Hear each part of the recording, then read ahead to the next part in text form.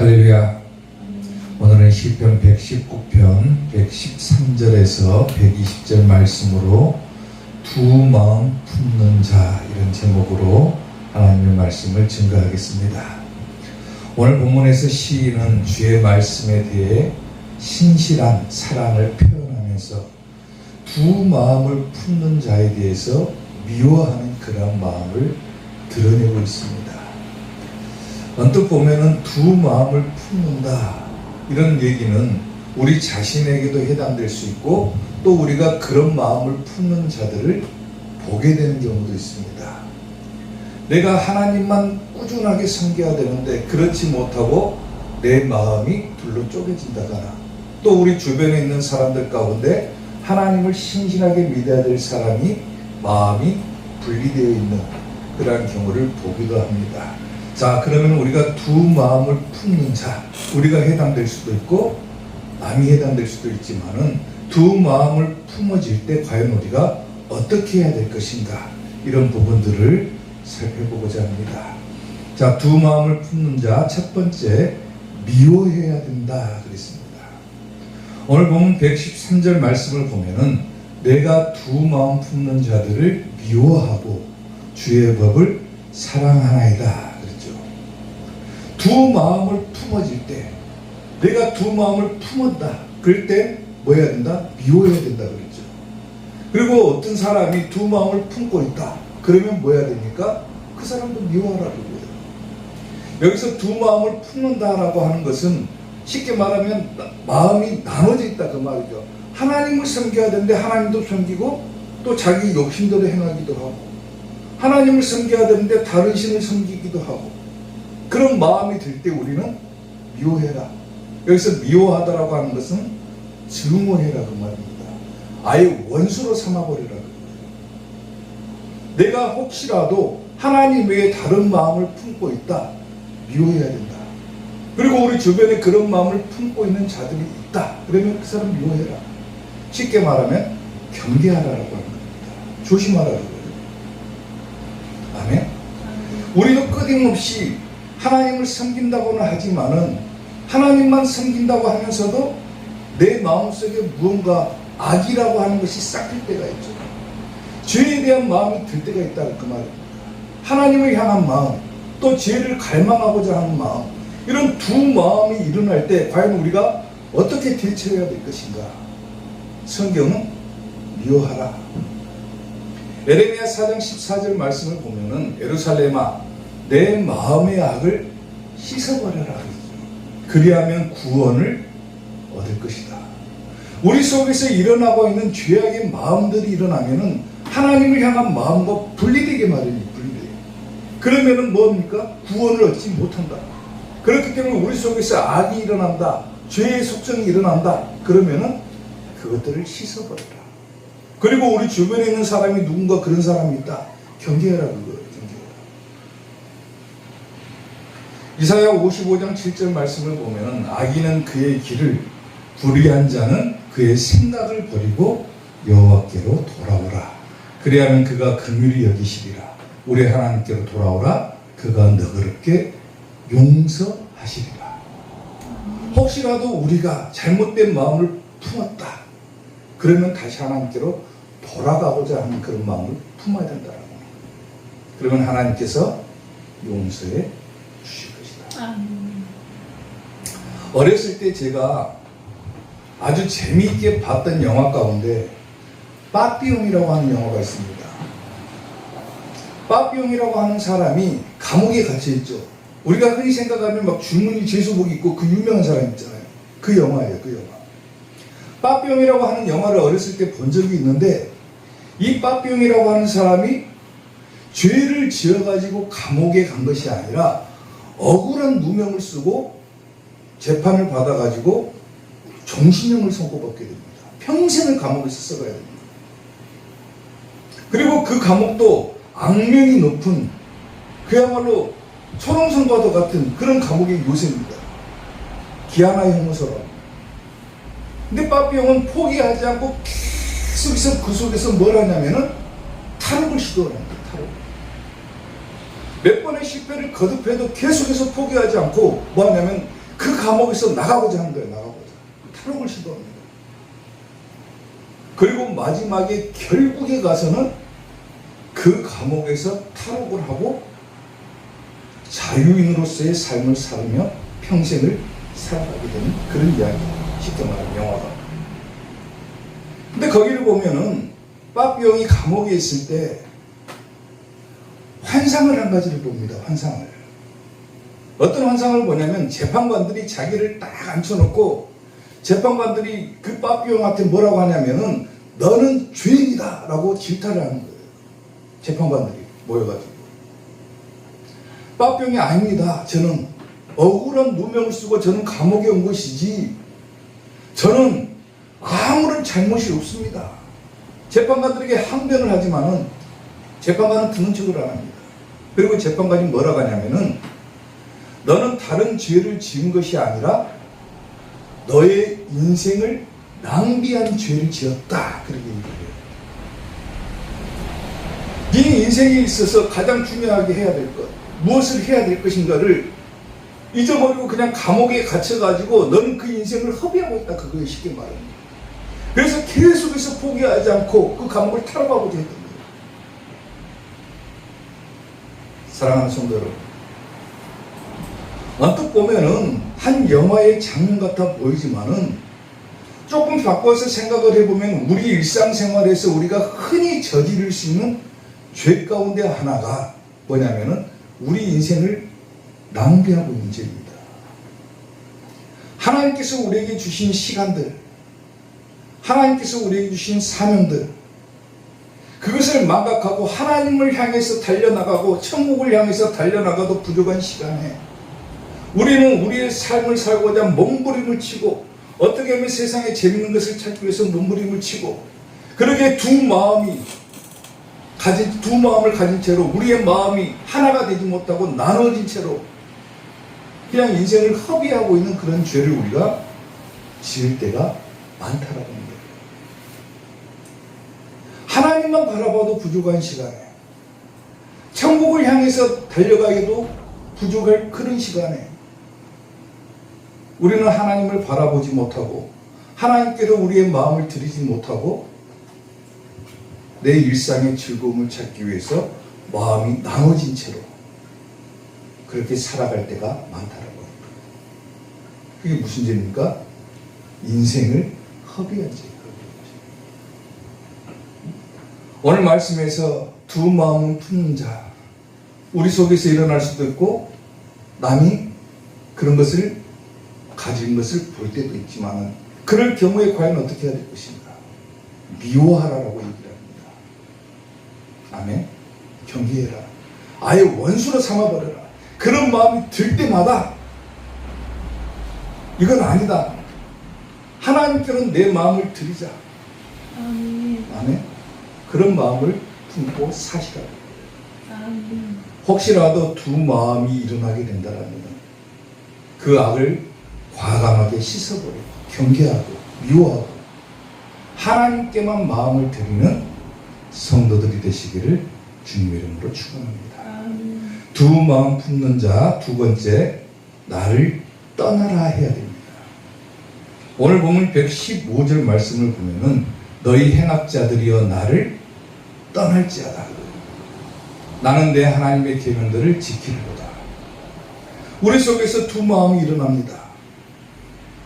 하나님을 향한 마음, 그리고 내 마음대로 살고자 하는 마음. 두 마음이 일어날 때 첫째로 우리가 해야 될 것은 경계해라, 미워하는 것이고 두 번째는 뭐 해야 된다? 나를 떠나라. 쉽게 말하면 명령하라고 합니다. 명령해. 여기서 너희 행악자들이요 그랬죠. 물론 원수의 핍박을 받고 있는 상황에서 이 시인이 시편을 기록을 했지만은 여기서 너희 행악자라고 하는 뜻은 뭐냐면요, 상하게 하는 자, 괴롭히는 것, 괴롭히는 자를 말하는 거예요. 쉽게 말하면 우리 속에서 마음이 분리돼 가지고 두 마음이 일어나면은 나를 괴롭히는 거예요. 괴롭히는 거.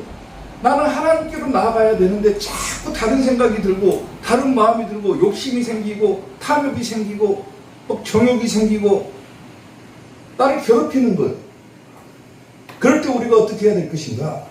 나를 떠날지어다 그래요. 떠날지어다. 여기서 떠날지어다 그 말은 쫓아버리라 그 말은 쫓아버리라. 혹은 제거해버리라 그 말은 제거해버리라.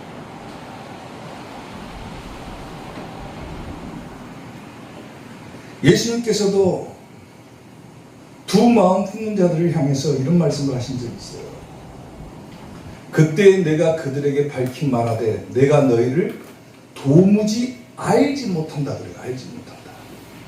불법을 행하는 자들아 내게서 뭐라 합니까? 떠나가라 그래요. 떠나가라.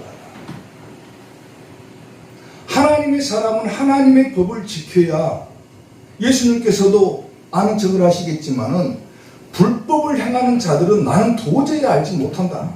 그러니까 뭐 해야 됩니까? 나를 떠나가라 그러시는 거예요. 떠나가라. 하나님을 향한 마음 외에 다른 마음이 든다. 두 마음이 품어진다. 우리 역시도 예수님처럼 뭐 해야 될 것인가? 나를 떠나라 그래요. 떠나라. 명령해요. 명령. 시편 26편 5절에서는 너희 내가 행악자들의 지표를 미워하오니 악한 자와 같이 앉지 아니하리로다 그러죠. 쉽게 말하면 뭐 하는 거예요? 두 마음 품는 거예요. 간혹 우리가 보면은요, 어떤 사람들은 자기는 죄를 짓지 않고 살기 때문에 굳이 예수님을 믿지 않아도 천국에 갈 수 있다라고 착각을 합니다. 속된 말로 자기는 법 없이도 살 사람이라 그거예요.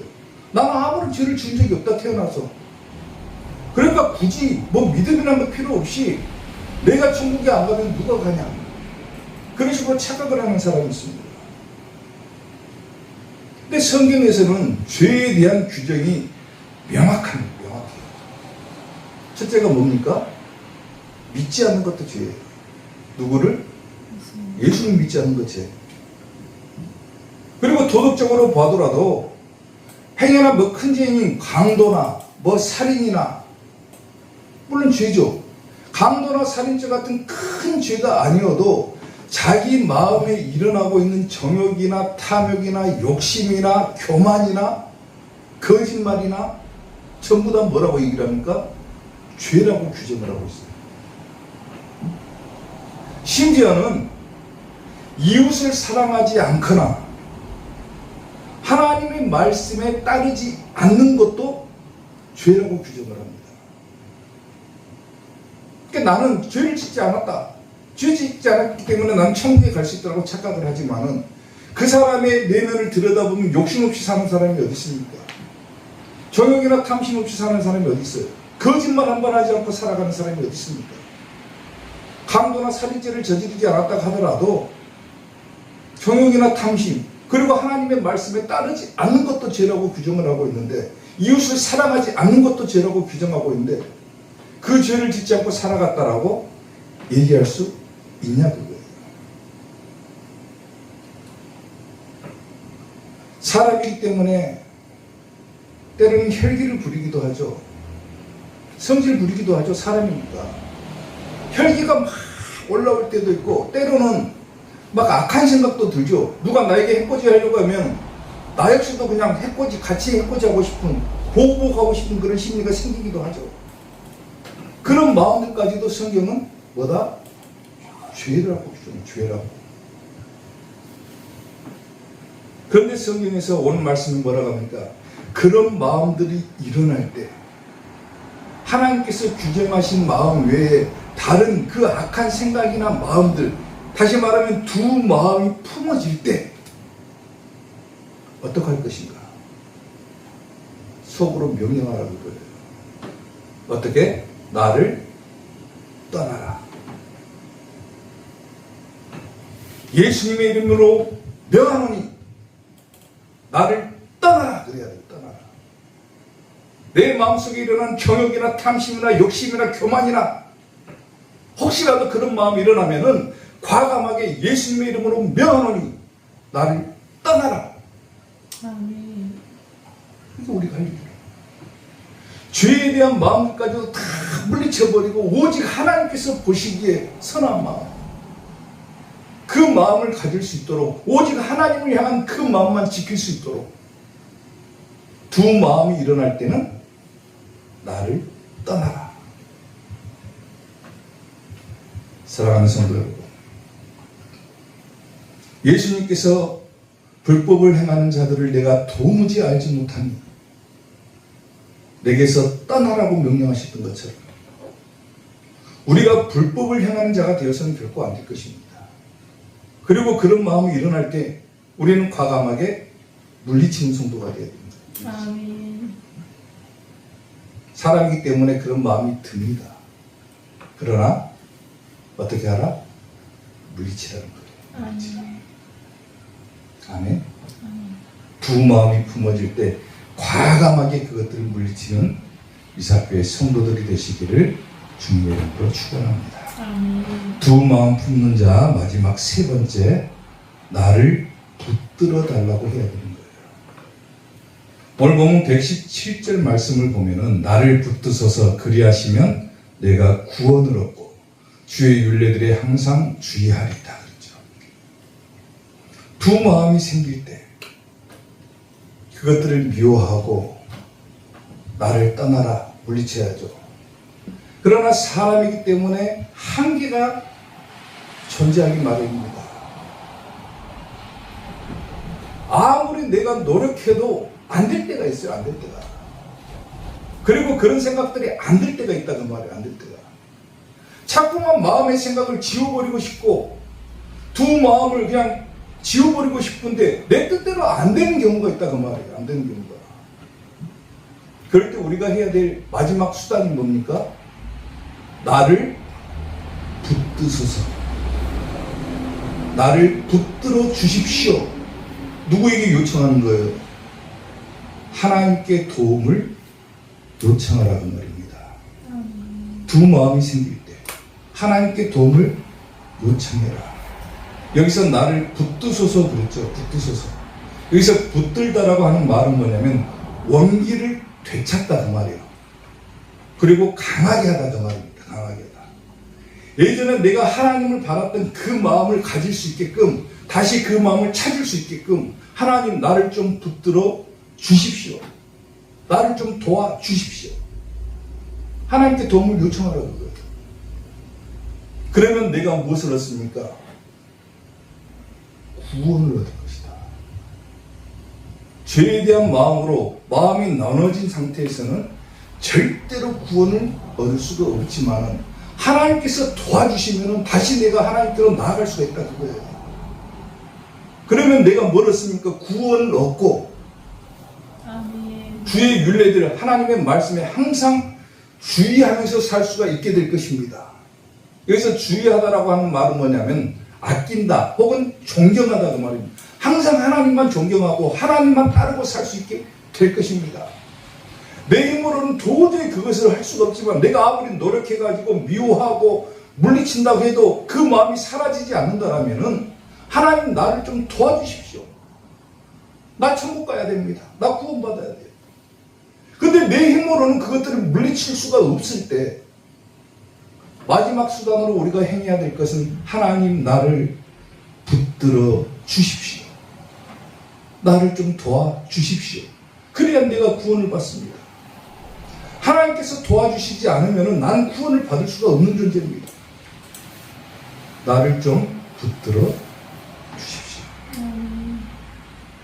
시편 73편 23절을 보면은 내가 항상 주와 함께 하니 주께서 내 오른손을 붙드셨나이다. 하나님께서 나를 붙들어 주시니까 내가 주와 함께 할 수 있는 거예요. 아멘. 아멘? 아멘. 하나님께서 나를 붙들어 주시니까 내가 하나님의 사람으로 살아갈 수가 있는 거예요. 아멘. 그러니 하나님 나 좀 붙들어 주십시오. 베드로전서 1장 5절에서는 너희는 말세에 나타나기로 예비하신 뭘 얻는다? 구원을 얻기 위하여. 말세에 나타내기로 예비하신 구원. 저게 뭡니까? 천국 가는 거예요. 천국 가는 거. 마지막 때 천국 가는 거. 말세에 나타내기로 예비하신 구원을 얻기 위하여 믿음으로 말미암아. 물론 우리가 먼저 믿어야죠. 믿음으로 말미암아 하나님의 능력으로 뭘 받았다고 그럽니까? 보호하심을 받았다. 다시 말하면 붙드심을 받았다 그 거예요. 하나님의 능력으로 우리를 붙들어 주시는 것을 우리가 받았다 그거예요. 내가 아무리 믿고자 해도 안 됩니다. 사람이 욕심이 생기고 교만이 생기고 막 그러면은 막 두 마음이 일어나면은 내가 아무리 노력하려고 해도 안 돼요. 그때 하나님께서 능력으로 우리를 붙들어 주신다 그거예요. 보호해 주신다 그 말입니다. 그러면 우리가 뭐 해야 되는 거예요? 하나님께 요청해야 되는 거예요. 하나님 나를 붙드소서. 아멘. 나를 좀 도와주십시오. 요청하라고 그래요. 그래야 내가 구원받는 거예요. 자기 힘으로 구원받을 수 있는 사람이 어디 있습니까? 자기가 믿음으로 구원을 받을 수 있다고 생각을 합니까? 하나님께서 붙들어 주시지 않으면 아무리 자기가 믿음으로 살려고 해도 살 수가 없는 것이 인간의 한계라 그 말이에요. 왜? 인간이기 때문에 죄를 짓지 않고서는 못 살기 때문에 그럽니다. 하나님께서 붙들어 주셔야 되는 거예요. 붙들어 주셔야, 도와주셔야 가능한 거예요. 그러니까 하나님께 요청하라고 해요. 요청하라고. 몽골 대륙을 전체 몽골은 부족 국가잖아요. 몽고가. 근데 그 부족 전체를 딱 통합을 해가지고 전 세계를 제패하기 위해서 뻗어나간 유명한 사람이 한 사람이 있죠. 누굽니까? 징기스칸이죠. 징기스칸이 처음에는 힘이 없었어요. 자기 부족에서만 힘을 쓰는 사람이었는데 전체 몽고 부족을 다 통합하고 전 세계 절반을 삼킬 정도로 전 세계를 떨게 만들었던 인물이 바로 징기스칸입니다. 그리고 그의 후예들이 우리나라에 쳐들어온 적이 있죠. 고려시대 때. 근데 이 징기스칸이 자기 부족에서 볼 때는 보잘것없는 사람이에요. 보잘것없는 사람. 근데 이 부족을 통합하기 위해서 사람들을 일으켜 세우는데 사람들 앞에 서가지고 이 징기스칸이 남긴 유명한 말이 있습니다. 어떤 말을 남기냐면은 사람들을 모아놓고 청년들이죠. 그러니까 군사들을 모아놓고 어떤 얘기를 하냐면은 집안이 나쁘다고 탓하지 말아라. 나는 어려서부터 아버지를 잃고 쫓겨나가지고 살았던 사람이다. 그리고 가난하다고 탓하지 말아라. 나는 들쥐를 잡아먹으면서 삶을 연명했던 사람이다. 작은 나라에서 태어났다고 탓하지 말아라. 내가 세계를 정복하는 데는 적들의 200분의 1도 안 됐다 그래요. 그럼에도 불구하고 이 징기스칸은 자기 부족 전체를 통일하고 위대한 제국을 건설한 인물이 될 수가 있습니다. 때로 우리는 나는 집안이 약하기 때문에 가난하기 때문에 이 작은 나라에서 태어났기 때문에 아무것도 할 수 없다고 자기 신세한탄하고 불평하고 불만하지만은 징기스칸은 그보다 200분의 안 되는 그런 능력으로도 그것들을 이뤄냈다 그거예요. 근데 중요한 것은 뭐냐면 그 얘기를 하려고 한 것이 아니고 징기스칸 찬양에서 뭐 하겠습니까? 징기스칸도 자기 힘으로 그렇게 이뤄냈어요. 근데 우리에게는 징기스칸보다도 더 위대하고 더 크고 더 놀랍고 더 많은 기사와 이적을 행해 주시는 누가 있습니까? 하나님께서 계시는 거예요. 아멘. 내가 비록 힘이 없고 나약하고 보잘것없는 존재지만은 나를 도우시고 나를 붙들어 주시는 누가 있다? 하나님이 계신다. 그분께서 우리를 도와주신다. 힘들고 어려울 때 그분께서 나를 붙들어 주신다. 그러면 우리가 해야 될 일은 뭡니까? 하나님께 요청하는 겁니다. 요청하는 거. 사람이 해야 될 일은 그거예요. 요청하는 거예요. 하나님께. 하나님 나를 좀 붙들어 주십시오. 하나님 나를 좀 도와주십시오. 하나님 아멘. 나로 하나님의 사람으로 살게 해 주십시오. 내가 어렵고 힘들 때 하나님께 도움을 요청하라는 거예요. 요청하라. 아멘. 아멘. 아멘. 죄에 대한 마음이 일어날 때도 하나님 나를 붙들어 주세요. 내 손을 좀 붙잡아 주세요. 하나님.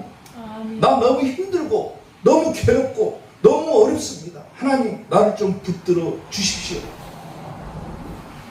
요청하시거든요. 아멘. 주님여 이 손을 꼭 잡고 가소서. 약하고 피곤한 이 몸을 폭풍 흑암 속 해치사 빛으로 손잡고 날 인도하소서.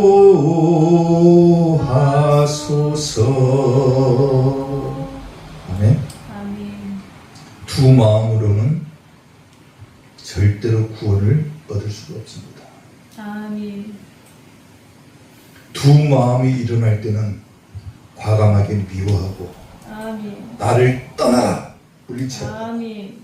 그래도 어려울 때는 하나님 나를 붙들어 주십시오. 아멘. 하나님께 도움을 요청하라고 그랬습니다. 아멘. 그럴 때 우리가 구원을 얻고 천국 가는 삶을 누리게 될 것입니다. 아멘. 오늘 잊어버리지 마시고 두 마음이 일어날 때마다 미워하고 물리치고, 세 가지죠. 미워하고 물리치고 도와주세요 요청하고, 잊어버리지 마시고 두 마음 품지 말고 하나님께 한 마음, 그 마음만 품고 반드시 구원받고 천국 가는 이사교회 성도들이 되시기를 주님의 이름으로 축원합니다. 아멘. 기도하겠습니다.